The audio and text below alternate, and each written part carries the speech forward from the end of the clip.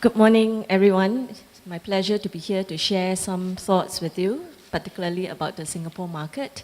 SP Services actually plays the role of a market support services licensee in Singapore. Now, in Singapore, the Singapore market is very different from the rest of Asia. We are the only market that is deregulated, fully deregulated at the wholesale as well as the retail end. Although at the retail end, even then 75% of the system demand is subject to competition already. Although that accounts for the demand is accounted for by 10,000 customers. SP Services plays the role in facilitating the competition by providing meter reading as well as enabling switching between retailers seamlessly. In the Singapore market, you can switch between buying from the pool to retailer within one business day. So really the emphasis by the authority in Singapore is to provide choice as well as efficient management of electricity. In Singapore, 80% of our power generation comes from uses natural gas as fuel. So that's clean energy. And because of that, there's a need for Singapore to ensure the continuous reliable supply of energy, which is why we have contracted to import natural gas from Malaysia and Indonesia. And at the same time, many of you would have read about, in fact, coming on stream this year will be the new LNG terminal, which will provide additional sources of supply for Singapore. Thank you very much. Just an additional question on that. How is that affecting the pricing in the market? If you talk about LNG terminals and a lot of gas, obviously, as I showed earlier, there's LNG prices are relatively high. How does that affect prices downstream for the consumer?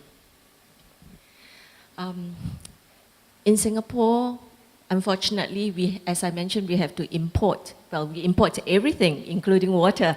So definitely for fuel oil, we have to import, and fuel costs alone accounts for about 60 to 70% of the total electricity cost. So you can imagine that any movement in fuel prices have a definite impact on Singapore. But we are not a price maker. We actually take the global price. So in the short run, in fact, for the last 1 month, we have, especially the last few days, as we all read in the paper from Bloomberg, that fuel price has been coming down. So, but in the long run, I think we don't see prices, or at least I don't see prices in Singapore coming down very significantly. But at the same time, demand has been growing at a steady pace, not too high, about 2 to 3% per annum. So prices are relatively stable in Singapore, but certainly with more capacity, generation capacity, we have more than 9,000, about 9 to 10,000 of generation capacity, but our maximum demand is about slightly more than 6,000 megawatts. So with excess generation capacity, with the readily available LNG and PNG, prices is likely to stay stable. Thank you very much. Let's move on to Malaysia. Mr. Nazri, can you give us a sense of what are the key things for Malaysia in terms of meeting energy supply? What are the things on your mind, and how is that going to happen over the next decade? Thank you, Milo. My name is Nazri Shahruddin. I'm the Vice President of Major Projects Onshore for Tenaga Nasional and New Business Ventures Overseas. I'm standing in on behalf of my President. For Malaysia, like any other country, most countries, our main issue is about how to fuel our capacities.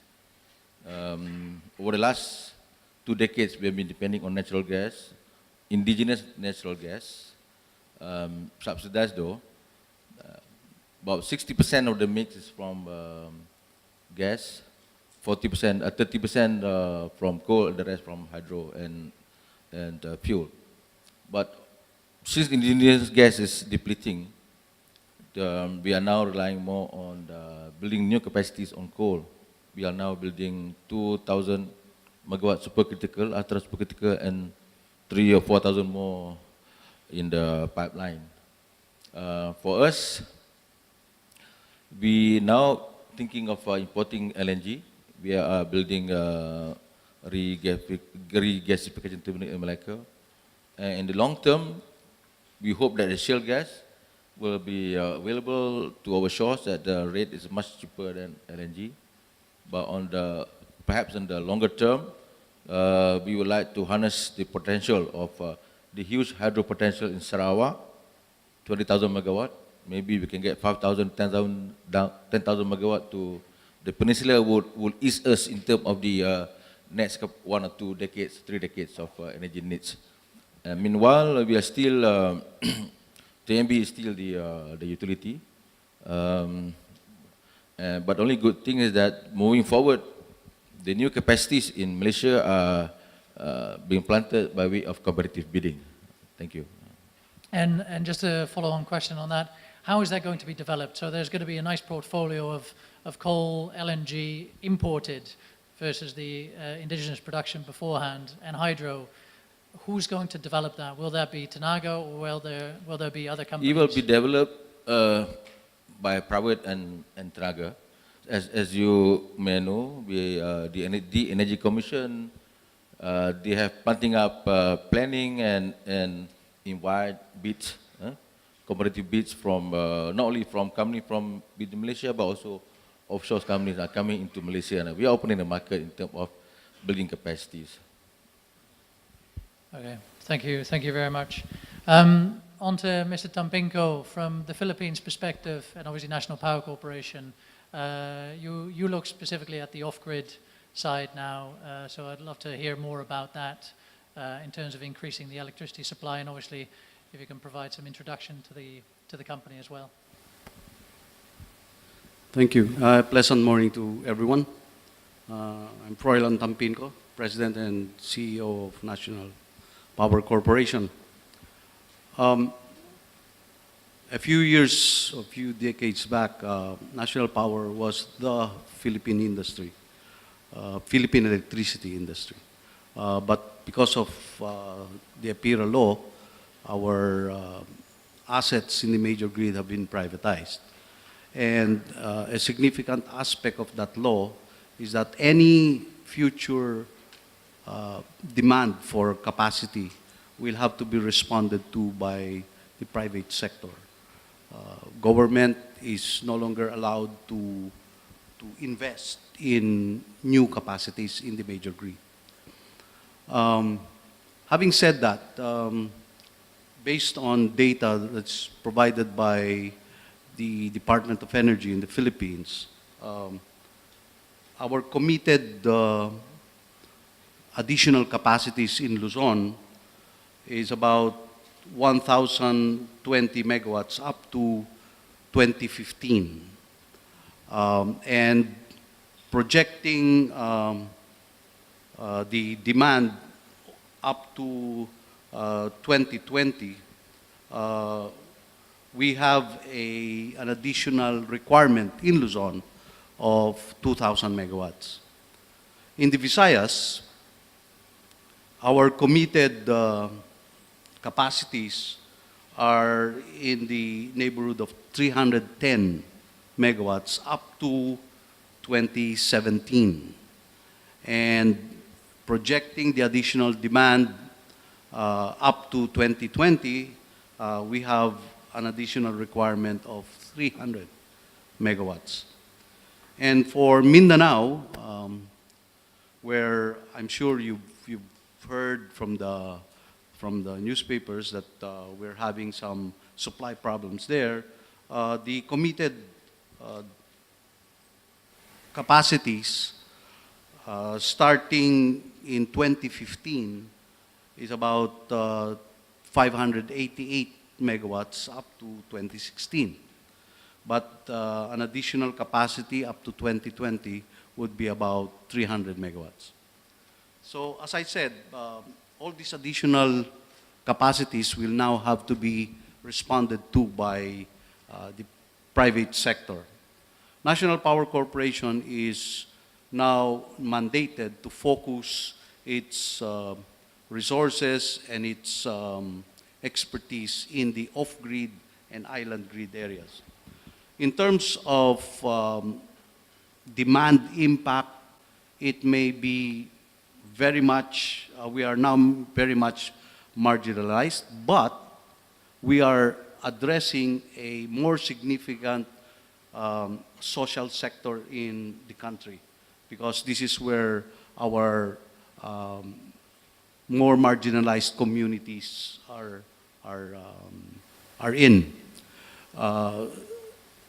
Though the average capacities in these islands may be in the neighborhood of 1 to 5 megawatts, but they are so widely spread out all over the 7,100 islands in the Philippines on low tide. No? So we have a very significant challenge that we have to meet in these islands. We are, of course, also looking at possible private sector involvement in these islands in terms of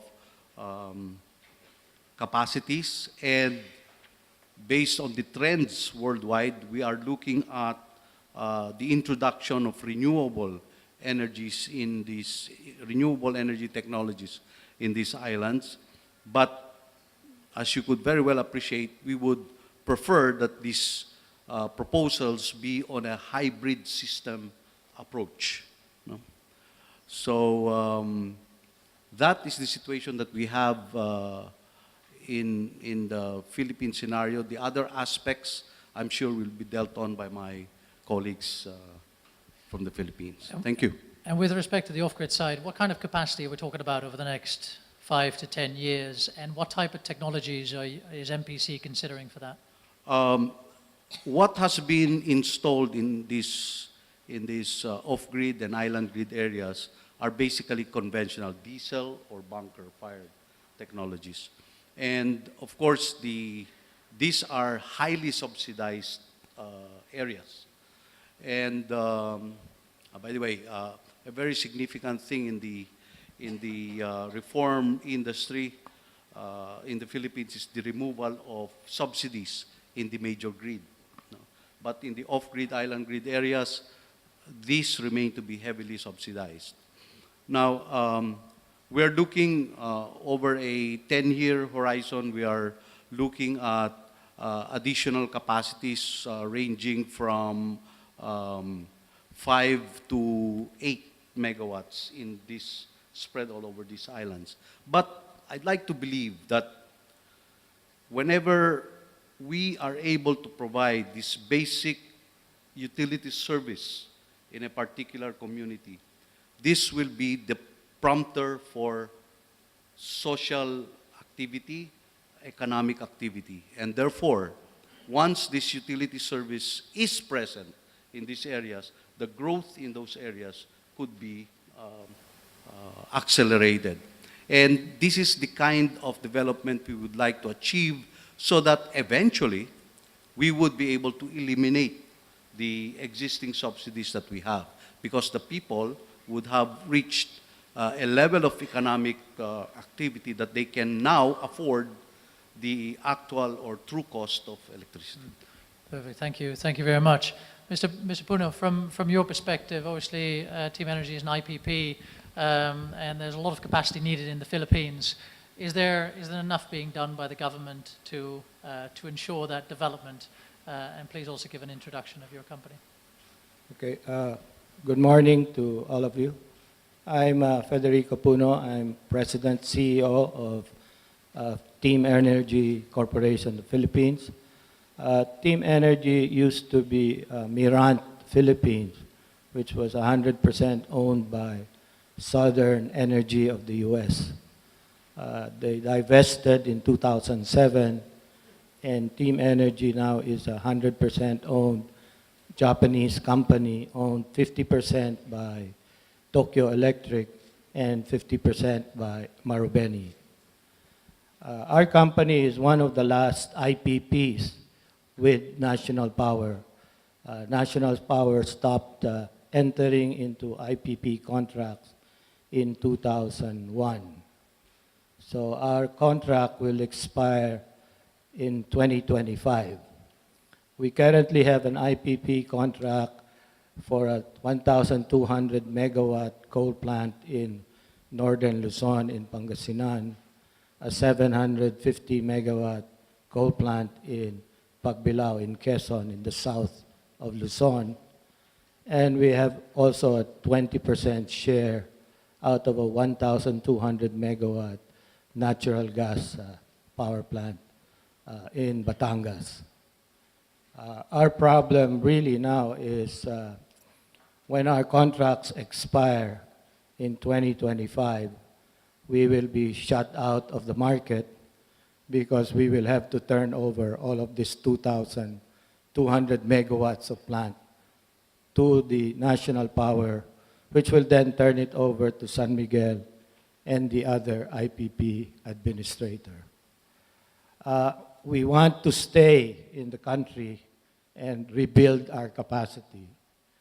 The basic problem is really a big paradigm shift. Because right now we're sitting on an IPP contract wherein the financial risks are borne by National Power because our contracts are guaranteed by the national government. And also the market risks are borne by the IPPA administrator like San Miguel here. So all we have to worry about are the operations risks. As long as we keep the plant operating, our cash flows are secured. And now we come to the new environment in the Philippines. Since 2001, when we passed the Electric Power Industry Restructuring Act, there were a series of moves wherein the Philippines completely changed the market environment in the Philippine power industry. First one is we dismantled the monopoly of National Power in transmission, in generation and transmission. So we segregated the generation sector, the transmission sector, and the distribution sector. And National Power was forced to sell off all of its generating capacity.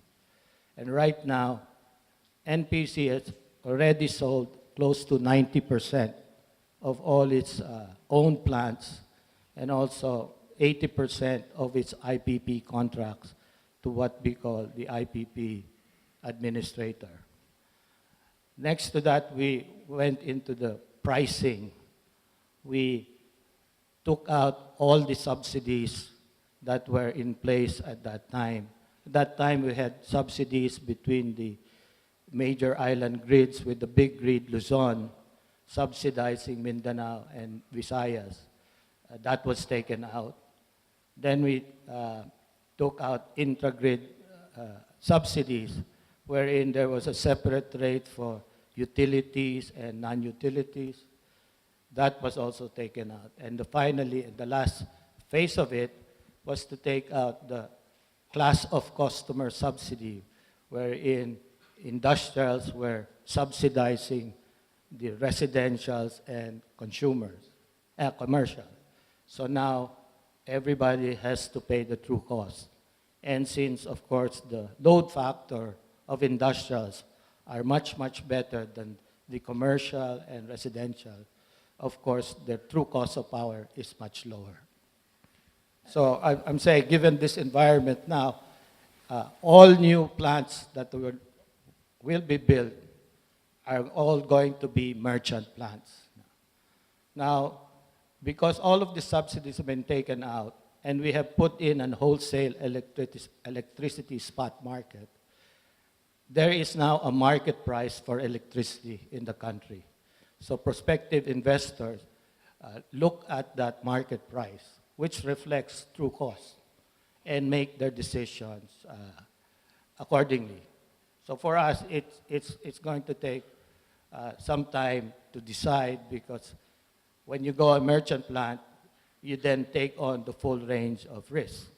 You take on the construction risk, the financial risk, and the market risk. And specifically on that, what are your most important considerations with respect to making a decision to go merchant and putting the investment in? And what technologies are you looking at to do that? Well, basically, our major reason is we want to maintain our presence in the market. Because if we don't do anything, by 2025, we're totally out of the market, because we have no more plants, because we would have turned it over to the National Power Corporation, because all of these things are build, operate, and transfer. So this early, we're looking at building merchant plant. We are actually in the market right now. We are selling some power, but only 250 megawatts. And we have gained the experience of selling it under competitive conditions. And we're confident that because the market really reflects the true cost, it's still a very viable investment. Now, in terms of the type of plants that we're going to build, well, essentially, because most of our plants are coal, we look at some base load plants, but we're looking more at possibly LNG in the future and imported LNG, because our indigenous LNG source is really limited, and it's now fully contracted. And then further down the road, we want to look at some more peaking plants, because everybody keeps building base load. So we're looking at more mid-range and peakers. Thank you, thank you. And then staying with the Philippines, Mr. Ortiz, what's your perspective in terms of increasing supply in the Philippines, and how do you see that developing? Well, thank you first for the invitation to attend this conference. My name is Alan Ortiz, and President and COO of San Miguel Global Power. Like many of the Asian countries, we are riding the Asian boom, and we have a nice problem in the Philippines. Our problem is that we might grow again at 6.6%, and this means that we need to build 400 megawatts of new capacity every year, year on year, for the next 10 years. Last I checked, the Department of Energy had a list of indicative and committed capacity requirements, and they showed 5,300 in committed and indicative new capacity in the next, up to 2020, which means that half-half, we have about 2,500 of committed and 2,500 of indicative. This is still short of what we require. Like other Asian countries, we need to double our capacity up to 2025. Our present 16,000 megawatts, we need to double that to 30 by 2025, which means that we are still short of our targets. Our real challenge and problem is how to build the new capacity under the circumstances that we operate. In Asia, it's different strokes for different folks, depending on your geography. The Philippines is isolated from the Asian mainland. We have so many islands. We need to source our indigenous fuels, which are very limited. Therefore, we need to build new capacity and import the fuels. Right now, the short-term strategy is to adopt coal as our fuel of choice, knowing fully well that natural gas will take the place of coal down the road. But that's not yet happening. Of the 5,300 megawatts indicated by the Department of Energy as new capacity, all of that will be coal-fired, circulating fluidized bed. So our challenge is to build the new capacity. Now, as far as your introduction is concerned, let me just make 2 points. It's curious that when renewable energy is mentioned, one sector is omitted. It is hydroelectric power. We always include hydroelectric power as part of renewable energy. The reason for that is we are the happy host to about 25 typhoons every year. So we have a lot of water coming in and out. We have about 8 billion liters of water every day coming in and out into the Pacific Ocean. So we need to harness that hydropower. And so we redefined renewable to include hydropower. And we have about 10,000 to 15,000 capacity of hydropower available once developed. This is a sector that everybody is looking at in the Philippines. Anyway, second sector that needs to be addressed is transmission or connectivity. We have many islands, we need to do submarine cabling.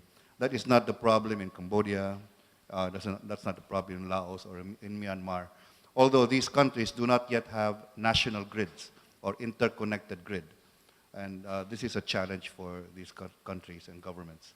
So San Miguel, as of until 2008, was the largest food and beverage company in the country, albeit in Asia.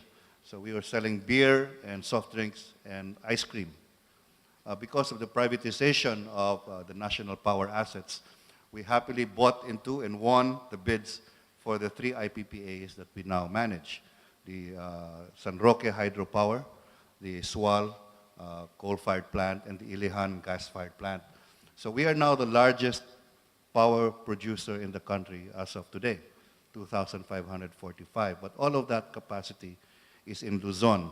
Our challenge and the challenge of all the other private sector producers is how to build greenfield plants. And this is where the real challenge comes in, because we have to deal with local governments who are very difficult to manage. So the second point I'd just like to make is, put on the table, is the issue of governance. I think governance with regard to renewables, governance with regard to greenfield plants is a very important issue to tackle. Because as we realized in the Philippines, as San Miguel Corporation, when we privatized in 2001, we did not realize that we were taking out some of the important aspects of government intervention and government participation. Now, 10 or 12 years later, we are realizing that we need to give back to government some of these responsibilities that were taken out. That's actually a very interesting point, because obviously with increasing energy supply, is that made easier by deregulation? You know, is that made easier by splitting it up? And maybe maybe from Malaysia's point of view, Mr. Nazri, can you comment on any changes that may occur there and whether that's going to be beneficial or not? I think, thank you, Milo. It's a very pertinent question. I do not want to dwell into this debate. But the way we are doing right now is that we are still in the regulated business, because we believe that the no independent companies can take the risk of fuel price, pass through quite easily to be transferred to the market. It may be possible for Singapore, Philippines, I don't know, but in Malaysia, it's best that one entity, at the moment is TNB, perhaps in the future it can be a government entity that takes care of the fuel risk, fuel supply and price risk. At the end of the day, what we need to do is to ensure the IPPs or new ventures will be given the chance to compete on a very competitive bid, similar to the way that the practice in the Middle East. And are they now? That's what we are thinking right now. And we believe it's been proven that the last 2 or 3 bids, prices are very much lower than before, than the IPPs of before. Thank you. So it'll be made increasingly easier for IPPs to come into. Because the risk that they cannot take will have to be borne by a government entity, that can do the job better. For example, in terms of long distance or transmission, getting whale lift is no longer easy matter. Even for us, a transformation from a government entity previously into a private entity right now, we are, though government owned, but we are actually no longer a government company, and getting permits and permits to build transmission lines is no longer easy. Fair enough. Thank That's interesting. And then, Ms. Cheng, obviously from your point of view, Singapore is probably the most deregulated market here. How is that changing? Because I believe there's been a recent announcement in March to further deregulate. Actually, I think the word deregulation is a misnomer. It should be re-regulation. In fact, in a deregulated market with multiple players, with commercial interests, each with their own vested commercial interests, and understandably, you need more rules actually. In fact, in Singapore, the market rules is 7 chapters and this thick, and that's just one set of legislation. Then you have the Market Support Services Code, Transmission Licensee Code, Metering Code, Regulated Supply Services Code, and Retailers Code of Conduct, and so on and so forth. Actually, so, you know, in deregulation, actually, you kill more trees, and, but rules are needed, as I mentioned, because, you know, to play in the marketplace, in this game, you have to make rules clear so that there can be transparency. I mean, the issue of governance, as mentioned by our Filipino friends, and as well as transparency and certainty. So in the case of Singapore, earlier this year, although we have the market, as I mentioned, up to about 70 to 75% of the system demand is already subject to competition, but this only is benefiting 10,000. So what the government did earlier this year is make the announcement to further deregulate and lower the threshold from 10,000 megawatt hour consumption monthly to by October 4 to 4,000, sorry, not, beg your pardon, not megawatt, kilowatt hour. So from 10 megawatt to 4 megawatt hour consumption, and eventually when in the next few years, we would be seeing full retail contestability in Singapore. Now, what's holding back is not one of policy, but looking at the cost effectiveness, because you need to invest in a lot of IT infrastructures to enable full retail contestability, to enable the switching, to enable the wholesale market settlement, retail settlement to run smoothly. So that's what holding back, not so much of the policy decision. So the way to go for the Singapore market is that continue to provide choice to the consumers, continue to ensure reliability and efficiency in the market. For what another project that is a major undertaking in the Singapore market is currently the SP Power Assets or Power Grid, which is the management company, is actually rolling out a tunnel that costs $2 billion. Again, all these are geared towards ensuring long-term sustainability, reliability for the Singapore electricity market. Perfect, thank you. Any other comment on that? Very quick. Just one short lesson we learned as a private sector company participating in the power sector in the Philippines is that you do not deregulate if the regulator is not strong. You only deregulate when you already have a strong regulator. If you have a weak regulator, then the whole sector gets screwed up.